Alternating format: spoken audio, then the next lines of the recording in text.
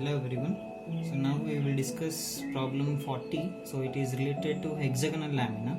So the question of this problem, so 40th problem is hexagonal lamina of sides 25 mm rests on one of its sides on HP. The lamina makes 45 degrees to HP and the side on which it rests so is inclined at 30 degrees to VP. Draw its projections.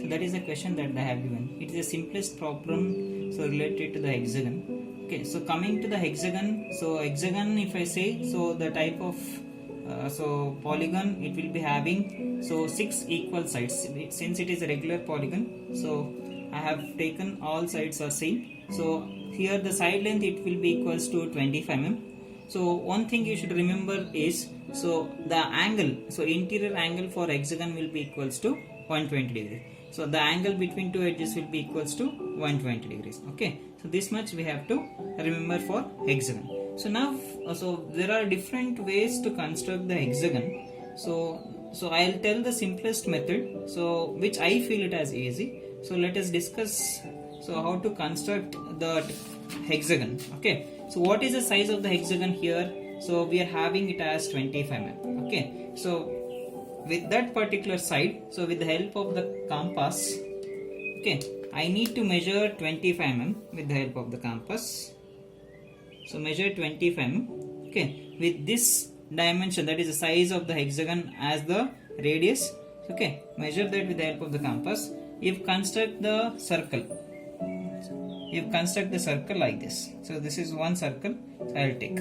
Okay, so if suppose, so I need the hexagon so with one of its sides towards my left hand side. If suppose the given problem is so the side resting problem, I need side towards my left hand side. Okay, if suppose the given problem is corner resting problem, I need corner towards my left hand side. Okay, these are the two possibilities of what we are having. Okay, so in this case, so I'll tell first how to take the side. Okay, side resting problem. If I need the side towards my left hand side, so after drawing this circle, so we will be having the midpoint, right?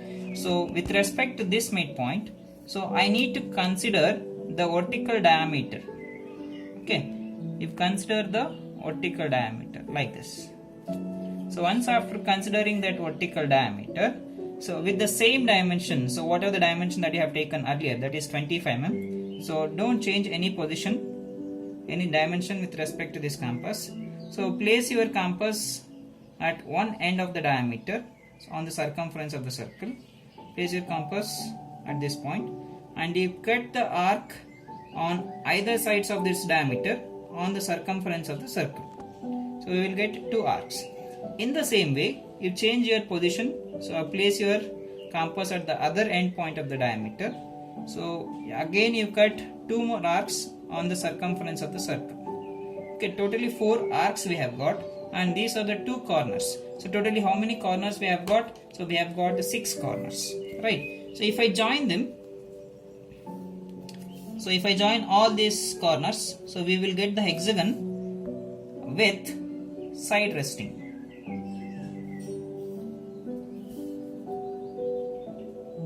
You can observe here, if I join all these corners, I'll get the side towards my left hand side. So this is the hexagon what I'll get. Okay, so this is the easiest method of drawing the hexagon. So next thing is, so if suppose the given problem is corner resting problem, so again, so in such cases what we need to do, again say consider the size of the hexagon is 25 mm with corner resting. So again I need to take 25 mm. So place your compass at the center, place and take any one point and draw the circle of radius how much? Same 25 mm itself. Okay, so now, so if I need side resting, so side to be vertical, I have considered vertical diameter. Now I need corner, right? So what I need to do, I need to consider the horizontal diameter. So there in the previous case I have taken the vertical diameter. So now I will consider the horizontal diameter. So now with the same dimensions, so as you have done in the previous case, so place your compass at one end point of the diameter. You cut the arc on either sides of the diameter on the circumference of the circle. So similarly, you cut the arcs on either side like this. So I will get the another 2 arcs. Totally how many corners we have got? Totally 6 corners we have got. So you join all of them in order to obtain the hexagon with corner resting. So this is the method. So what I follow usually in order to construct the hexagon. So only these edges, 6 edges, you make them as dark lines. So the whatever the circle that you draw it with thin lines. Okay, don't make them as dark lines. So this is how we will get the hexagon with corner resting.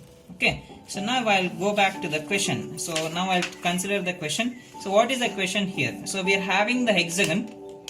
Coming back to the question. So we are having the hexagon. So the type of lamina is hexagonal lamina. What is the size of the hexagon? So hexagon is 25 mm sides. So first position is the normal position. So we need to understand where, on which plane the lamina is resting and how it is resting on that particular lamina. So it means the resting position we need to consider. So if I just go through this question, so the lamina rests on HP. So it is resting on one of its sides on HP. Okay, so it means that the resting plane, I have written it here, type of lamina is hexagon. The resting plane is what? HP. So how it is resting? It is resting on one of its sides. Okay, so now I'll consider this as my hexagon. So my hand is HP. I'll place the hexagon on HP because it is resting on HP and it is resting on one of its sides. So side should come towards your left hand side.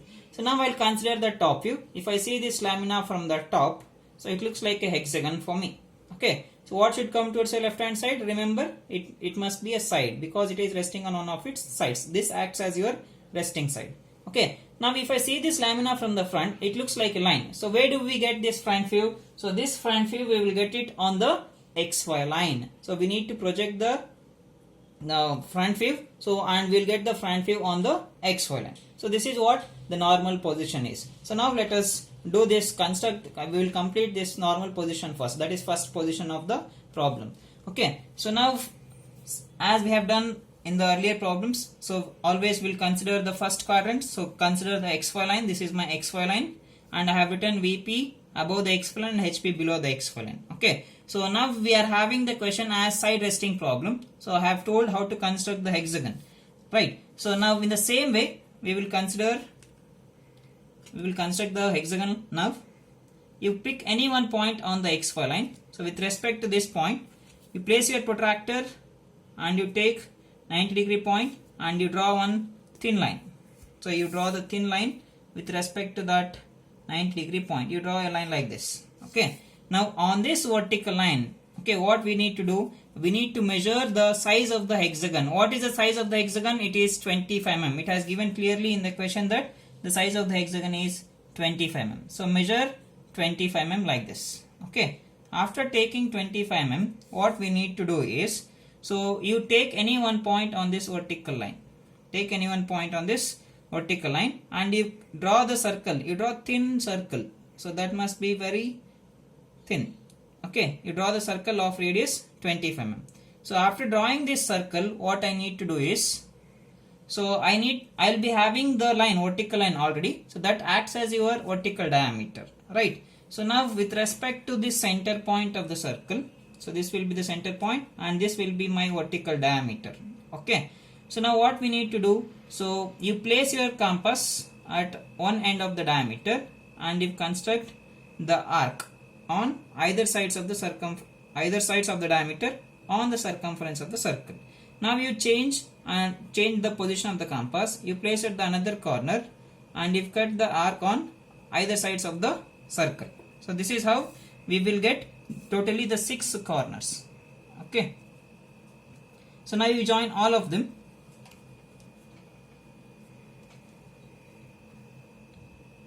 One second. In order to obtain the 6 edges of the hexagon.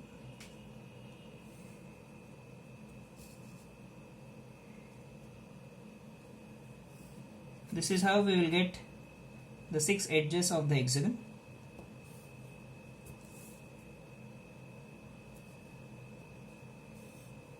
So that is about the top view of the hexagon. So what I have done, so I have taken the size of the hexagon as 25 mm.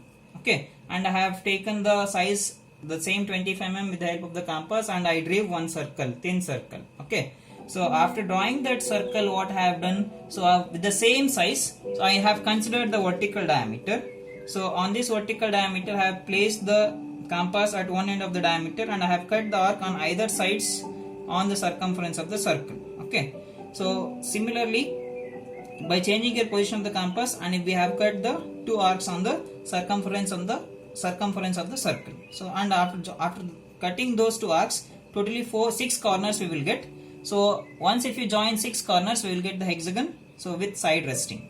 Okay. So this is the top view. So I need to mark the dimensions for this. So side length is 25. So consider the extension lines.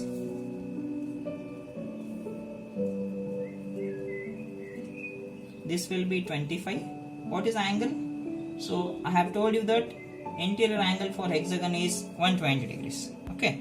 So dimensions are very important. Since it is top view, I'll do the namings now. So we should do the namings in the cyclic order.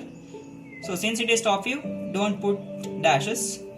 A, B, C, D, E and F. The resting side is AB now. Okay, that should be your fixed side.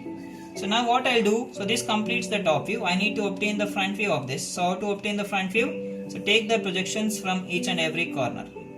So if I take the projections from point C, it will also pass us through F. Okay. Similarly, if I take the projections from D, so it will also pass us through E. So now you join all of them. You join 3 projection lines. So we will get it on the XY line. Okay. This is about the front view. So how to do the namings, that we know already. So this will be, we will getting it as B dash of A dash. So whichever the point that is nearer to the XY line, you place that point inside the bracket. So this will be D dash of A dash. Okay. Which will be your fixed side. So B dash of A dash. That acts as your reference. If I go to the second position also, we will get this B dash of A dash on the XY line. Okay. So now, so we are having the first position. We have completed the first position. Top view we have done, and the front view also, it is over. So now, so we need to understand. So if I see this lamina from the top, so it looks like a hexagon. Okay. So now if I go to the second position with this AB as my fixed side, if I go to the second position like this, since it looks like a hexagon in HP, I need to take the condition with respect to HP. Okay. Coming back to the question. So what he has given, so it is visible as hexagon in the top view. So in the first position, hence we should take the inclination with respect to HP. What is the inclination he has given? The lamina makes an angle of 45 degrees to HP. So angle of inclination is 45 degrees with respect to HP. Okay. So now what I should do? So I should take the inclination. So I need to move this lamina from first position to the second position like this. With this AB as a fixed side, I need to incline this lamina with respect to HP at an angle of 45 degrees. When this lamina makes an angle of 45 degrees with respect to HP, so earlier I was having that front view as the horizontal line. So that horizontal line will get tilted to an angle of 45 degrees. Okay. So what about the dimensions of the front view? So the dimensions of the front view will never change. So this length, so I am telling about this. The front view length will not change if the lamina is getting inclined with respect to HP. Okay. So this is what we have to understand. Front view will get it as inclined line. So what about its top view? Top view will get the hexagon of reduced sides. Okay. So how to obtain that, we will see now. So what I should do? So you consider the resting point on the XY line itself. Okay. So you consider any one point on the XY line. So that will be B dash of A dash. So this will be your resting point. Now with respect to this point, I need to take the angle of inclination 45 degrees. So place your protractor along the XY line at this reference point, and you mark the angle, that is 45 degrees. With this as 0, you take 45 degrees like this. Okay. Now with respect to that point, you draw one thin line. So that line must pass us through this 45 degree point and this reference point. So you draw a thin line. Next, what I need to do, we know that the dimensions, the length of the front view will not change. You obtain the remaining corners. So with respect to this B dash of A dash, I'll take the distance from B dash of A dash to D dash of E dash, extreme positions. Place at B dash of A dash and you cut the arc. So this is the point that I get. What are the namings of that? That is D dash of A dash. Next, the intermediate point is C dash of F dash. So take the distance from B dash of A dash to C dash of F dash. So from where you have taken B dash of A dash, you place at the same point and you cut the arc. So which point we will get here? C dash of F dash. So this is about the front view. So you make this portion as dark line.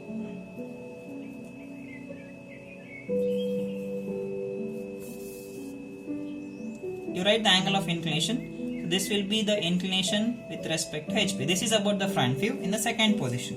Now let us obtain the top view. So in order to obtain the top view, you go with the vertical projections first.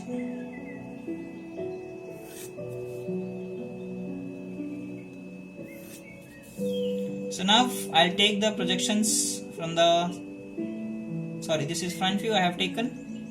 I'll take the projections from the top view as well.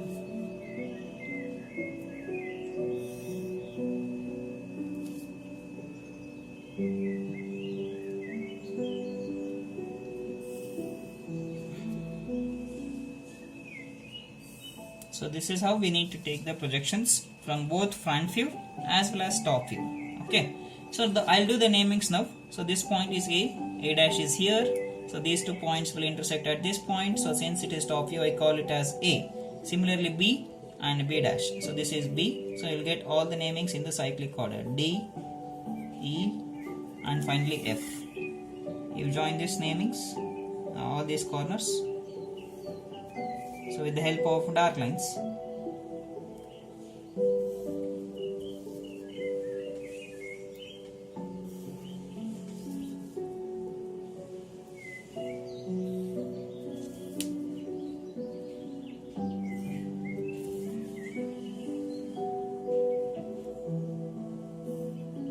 So this is about the top view. You can observe the size of the hexagon from first position to the second position. So here the size is getting shrinked. So the size of the hexagon will get reduced because of the angle of inclination, that is 45 degrees. As the inclination angle increases, the size of the hexagon goes on decreases. Okay.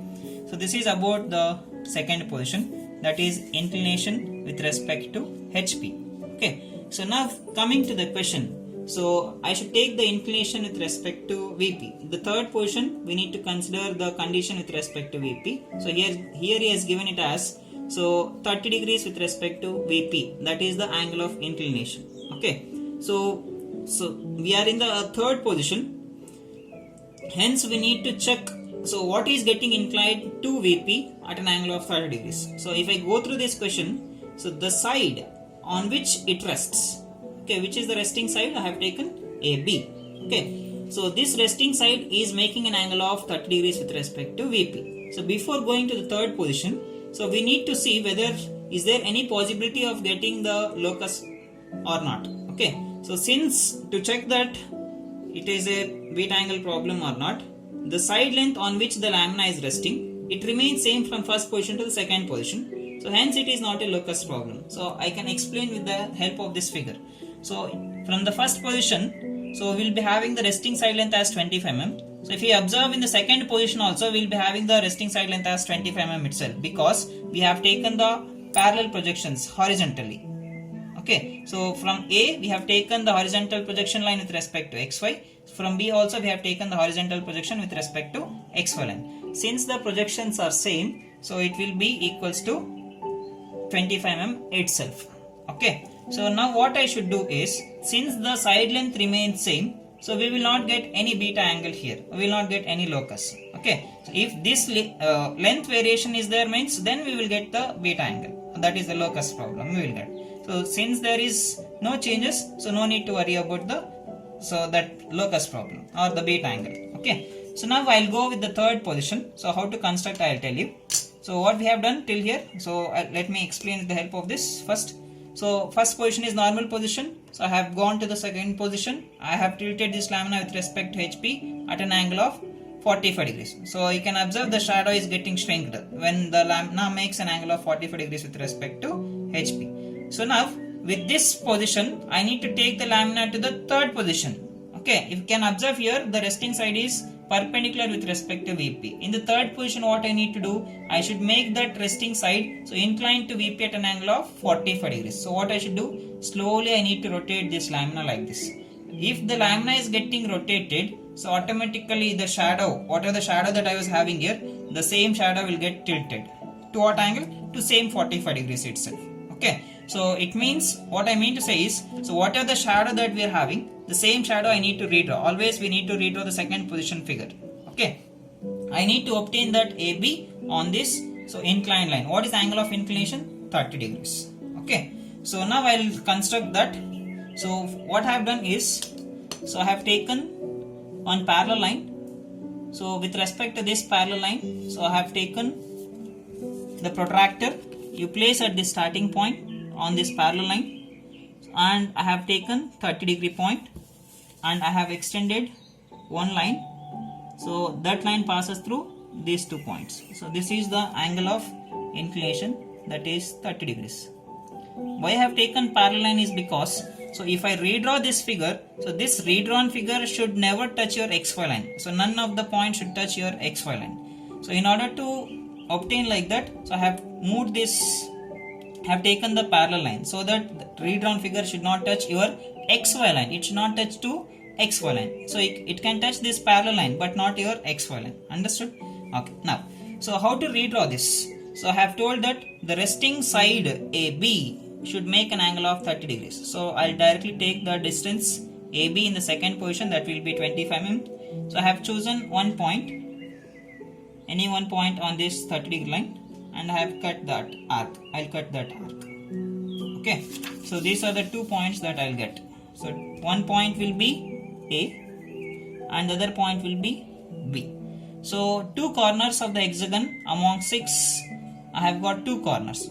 Okay, so how to obtain the remaining 4 corners? So you can observe here, so I am having AB line here, so but AE line is perpendicular to this AB line. Similarly, this BD line is also perpendicular with respect to this AB line. So hence what I should do now, I need to take 290 degrees. So by placing a protractor along this 30 degrees, at point A you mark 190 degree. So similarly you place your protractor along this 30 degree line at point B and you mark one more 90 degrees.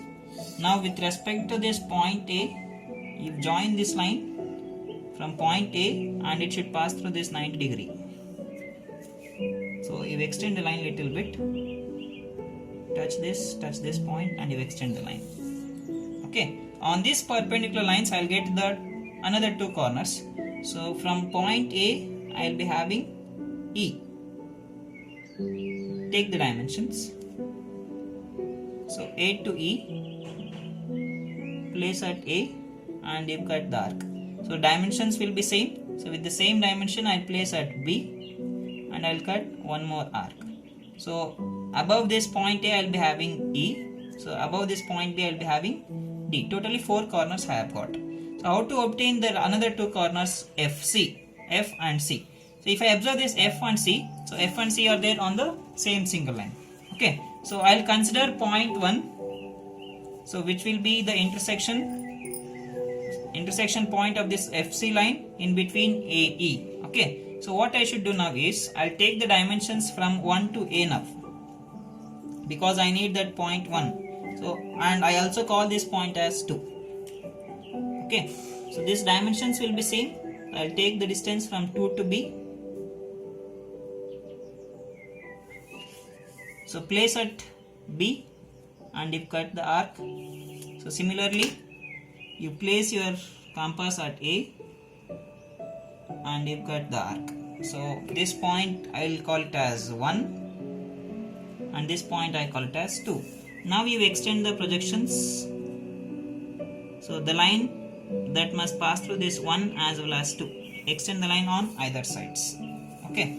So now with respect to this point 1, I will take the distance from 1 to please don't take the dimensions so like this from E to F, and don't try to cut the arc like that. Always cut